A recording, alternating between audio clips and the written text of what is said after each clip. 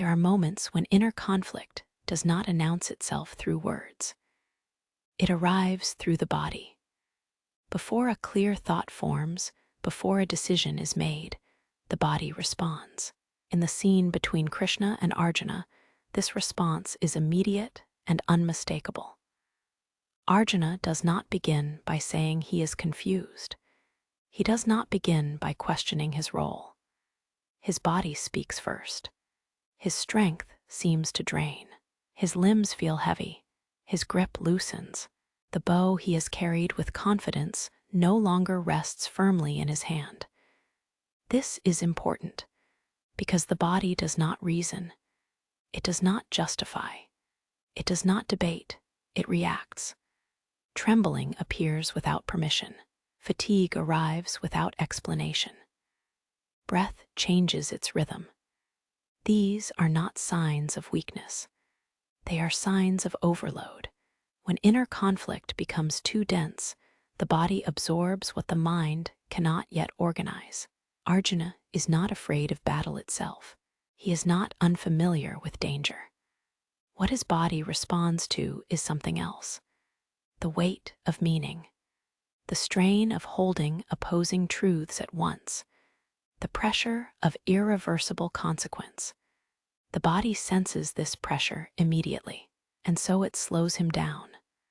The shaking of the hands is not panic, it is interruption. A signal that forward motion without clarity would cause harm. Fatigue is not laziness here, it is protection. The body is asking for pause before the mind knows how to ask. This moment is often misunderstood. We tend to think clarity is lost first, and then the body reacts. But often, it happens the other way around. The body detects strain long before the mind admits confusion. Arjuna's experience shows this clearly. His thoughts still function. He speaks coherently. He reasons carefully. Yet his body refuses to cooperate. This mismatch is crucial. It tells us that inner conflict is not purely mental. It lives in the nervous system, in muscle tension, in breath patterns. When responsibility clashes with attachment, the body carries the cost, and it does so honestly. The trembling is not exaggerated. The fatigue is not dramatic. It is quiet, grounded, undeniable. Krishna does not interrupt this moment. He does not command Arjuna to steady himself. He does not dismiss these physical signs. The stillness is allowed. Because before understanding can return, the system must first be acknowledged. The body is not an obstacle to clarity. It is often the first messenger. And in moments of deep inner conflict, listening to this message is not avoidance. It is attention. This is where the scene begins, not with instruction, not with resolution, but with the body revealing what the mind has not yet fully faced. What is striking about this moment is not that Arjuna feels strain. It is that strain appears in someone who is deeply capable. He is trained, conditioned, accustomed to pressure. His body has endured long marches, combat, discipline, and exhaustion before. This is not unfamiliar territory. And yet, this strain is different. The fatigue that settles into him is not the result of physical effort. It comes without movement. Nothing has begun, and already his strength is fading. This kind of fatigue does not come from action. It comes from containment, from holding too much inside without release. The body can withstand enormous physical stress when direction is clear. But when direction collapses, even stillness becomes exhausting. Arjuna is not weak. He is overloaded. His muscles do not fail because they lack power. They fail because the system no longer knows how to distribute energy. Inner conflict creates a kind of static. Energy is spent internally without visible output. The body remains alert but unable to move forward. This is why fatigue appears so quickly. The nervous system is engaged in constant readiness. With no resolution, the body stays braced. Breathing becomes shallow. Muscles tighten, then soften, then tighten again. This cycle drains strength. The body was built to act or rest, not to hover endlessly between the two. Arjuna is caught in this middle state, prepared to act, unable to proceed. The body reads this as danger, not from an external threat, but from internal contradiction. This is why the fatigue feels sudden. It is not gradual tiredness. It is depletion, a signal that something must change, not the situation yet, but the internal posture toward it. Krishna remains present through this. He does not intervene. This is significant because many responses to stress attempt to override the body, to push through, to ignore signals, to demand performance. Here, that does not happen. The moment is allowed to unfold. The body is given space to express what it carries. Fatigue here is not collapse. It is honesty. The body is admitting that strength, without alignment, is unsustainable. That capability, without clarity, cannot be maintained. This is not failure. It is feedback.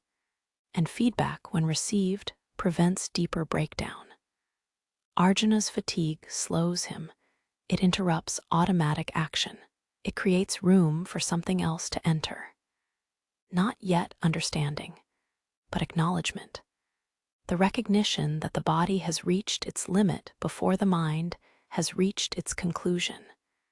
This recognition matters because when inner conflict is ignored, the body eventually forces a stop.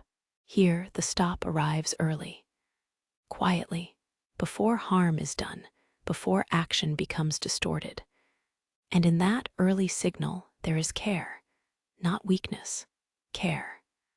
Among the body's responses, trembling is often the most misunderstood. It is easy to associate shaking with fear, panic, or loss of control.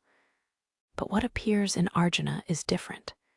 There is no chaos in him, no desperation, no collapse. The trembling is contained. It appears in the hands, in the limbs, subtle but undeniable. This kind of trembling does not mean the body is breaking down.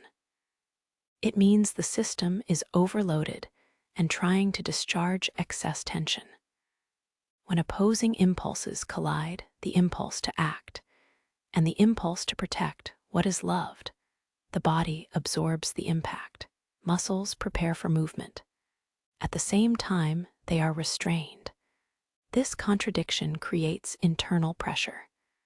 Trembling is the body's way of releasing that pressure in small amounts. It is regulation, not malfunction. Arjuna's hands shaking do not mean he cannot fight. They mean that fighting now, without inner alignment, would come at a high cost.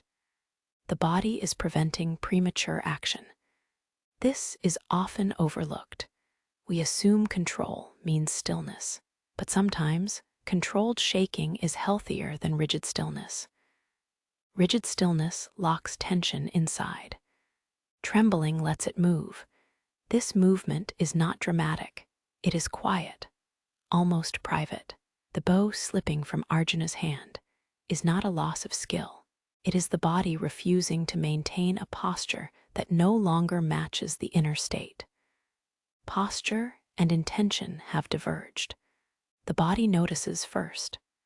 Krishna does not comment on this. He does not correct it. He does not tell Arjuna to steady his hands.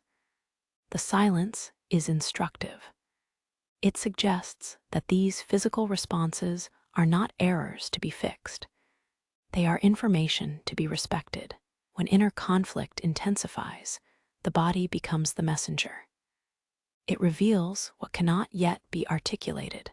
Trembling in this context is communication. It says, the load is too heavy to carry silently. Something must be acknowledged, not escaped, acknowledged. If this signal is ignored, tension hardens. If it is allowed, tension moves. The Gita scene shows us this moment of allowance. The body expresses stress openly without being shamed. This matters deeply because many people learn to suppress these signals. They hold themselves rigid. They override fatigue. They force steadiness, and in doing so, they lose contact with what their body is trying to protect. Arjuna does not suppress. He does not dramatize either. He lets the trembling be present. This presence is not weakness. It is cooperation with the body's intelligence. The body knows that inner conflict cannot be solved through force. It must first be felt. Trembling is one way the body makes feeling possible. Without words, without explanation, just honest response. And that honesty creates the conditions for the next shift. Not yet clarity, but space. As inner conflict continues, another shift becomes visible. Breath. It becomes uneven, shorter, less grounded. This change is subtle, but it matters. Breath is one of the first systems to reflect mental strain. Not because the mind controls it directly, but because breath sits between the voluntary and the automatic. When the mind is unsettled, breath loses its rhythm. Arjuna's breath does not stop. It does not become dramatic. It simply loses ease. This loss of ease signals that the body is no longer resting in confidence. Posture follows. Shoulders lower slightly. The chest no longer feels open. The spine remains upright, but the energy behind it thins. These changes are not visible to others easily. They are internal adjustments, the body conserving itself. When inner conflict remains unresolved, the body begins to reorganize around safety. Not escape. Safety. It reduces exposure. It narrows focus. It pulls energy inward. This is not collapse. It is containment. Arjuna's posture does not show defeat. It shows adaptation. The body adjusting to uncertainty by minimizing strain. This is a wise response, because when direction is unclear, expansion becomes risky. The body does not know yet which direction is safe, so it pauses expansion altogether. Krishna remains still through this. He does not intervene in Arjuna's breathing. He does not guide his posture. This is important because regulation cannot be imposed externally. The body must be allowed to find its own equilibrium. The Gita scene respects this autonomy. It does not rush the nervous system back into readiness. It allows the body to complete its response. This completion matters. Incomplete stress responses accumulate. Completed ones settle. By allowing breath to change, posture to soften, strength to withdraw, the body processes what the mind cannot yet resolve. This processing is not conscious. It is biological, and it prepares the ground for clarity later. Not immediately, but eventually. The body does not demand answers. It demands acknowledgement. Once acknowledged, it begins to settle. Breath deepens slightly. Tension redistributes. The system stabilizes, not enough to act, but enough to remain present. And remaining present is the key.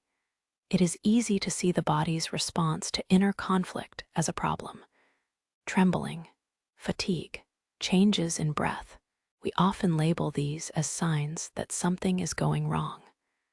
But the scene between Krishna and Arjuna suggests something different. The body is not obstructing clarity. It is guarding it.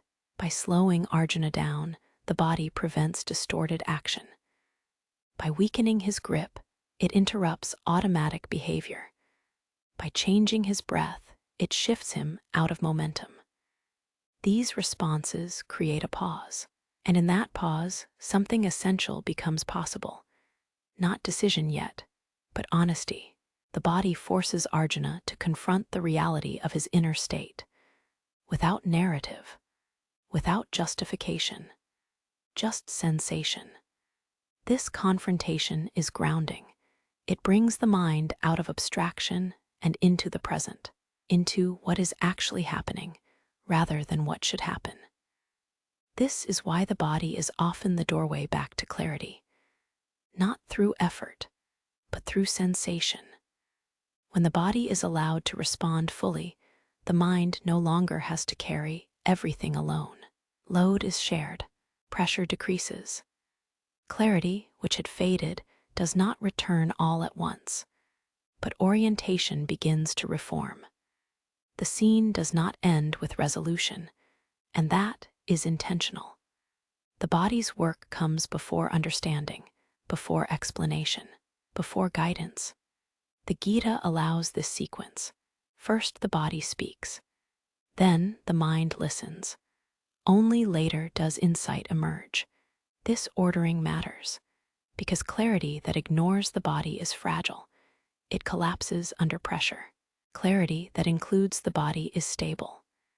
It can endure complexity. Arjuna's physical responses are not detours on the path. They are part of the path.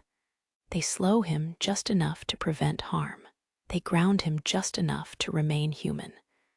And in doing so, they prepare him to hear what comes next. Not as a command, but as understanding. The body does not resolve inner conflict, but it creates the conditions in which resolution becomes possible. By trembling, by tiring, by asking for pause. And when we recognize this, we stop fighting these signals. We stop judging them. We listen, because often the body is not telling us to stop forever. It is telling us to stop long enough to realign. And that pause, when respected, becomes the beginning of steadiness. Not forced, not heroic, but real.